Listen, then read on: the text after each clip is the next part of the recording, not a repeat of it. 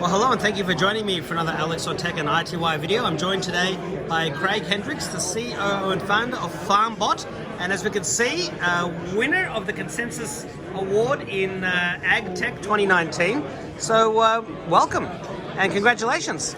Thank you very much. It's been an exciting night, and even more exciting after this, I get to go back to work and finish off some stuff for tomorrow. But yes, part of the process, yes. So tell us a little bit about Farmbot in a nutshell. Well, Farmbot was originally conceived to provide water and other aspect of monitoring on farms for Australian farmers. It's grown into a far more sophisticated thing where we're capturing data and monitoring a whole range of things on farms, including flow of water, electric fences, pressure, and adding a lot more things as time goes on. This is all to help the operational efficiencies of farms, but in addition to that, we're analysing the data and being able to provide a lot more insights into how to manage the farms over the longer time and help with the forecasting of information, like be able to give a farmer the exact amount of water their bores are capable of delivering to them, allows them to know how many stock they can put on a water point. And if there's a hot spell coming, they may need to move that cattle so that they don't end up with conditions occurring at the cattle. So we're adding value and a lot more things, and we look forward to moving into overseas markets in the next 12 months. So what are the sort of sensors that you have? What did you start with, and what sort of sensors do you have now, and what do you have planned? Well, in the very beginning we had a water level sensor, which actually adds a huge amount of value to that. After that we added rain gauges, which helped with pasture forecasting and forecasting how much grass was going to grow.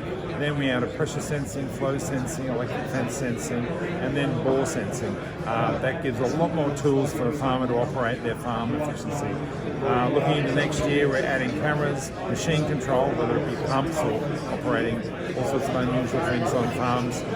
Crop sensors, I meant to say that. And really, we're driven by the end users. So if they want something that's number plate recognition or heat detection for maybe fires, they're things we'll prioritise on our list of things we look to commercialise. So when did the company start, and what gave you the idea to want to bring this sort of technology to life? Well, Farmbot got serious in 2014 when we were accepted into the Murray Accelerator Program, that's Telstra one. Yep. But really, I've always been interested in technology. I've worked in IT all my life, and in 2001 I bought my own farm, and I was doing truffles, olives and cattle, and I needed something to monitor it to, because I'd be in Sydney raising a young family during the week when you turn up, all sorts of problems occur. So I developed a series of Farmbots. We're up to Farmbot 6, Farmbot 1 to 4 actually around my farm. Right, so, and that was well before the concept of the Internet of Things. Or at least, so, yes, the modern way that we look at it. Yeah. I started with all sorts of little bits of burnt wire and damaged circuitry back in 2003. It dramatically improved your efficiency and knowledge of what was going on whilst you were having to be in the city the rest of the time. Yeah, so I always knew what was going on, and we were producing more truffles from our truffle patch than anyone in the area from the younger truffle growth.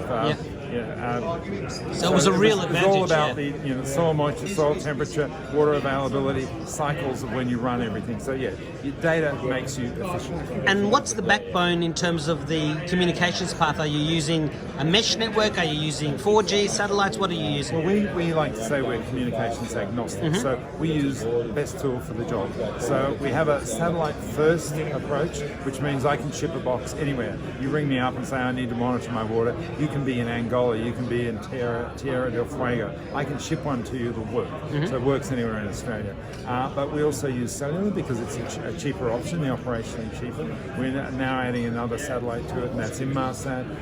We use LoRa for local close hub and spoke networks. And it's the right tool for the job. So we don't have an obsession with we only do this or we only do that. It's whatever the business problem requires. And what's next for Farmbot? I mean, you've just won this prestigious award, but clearly the awards are one thing. There's plenty of work yet to be done.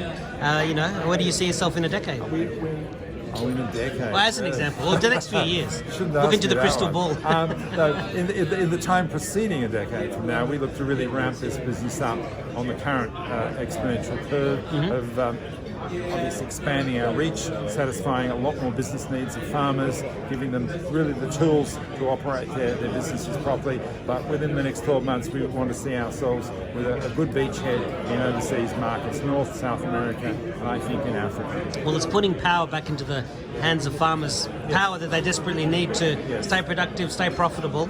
And it's great to see Australian technology is helping to make that happen. Thank you. Well, Craig, thank you very much. Congratulations again.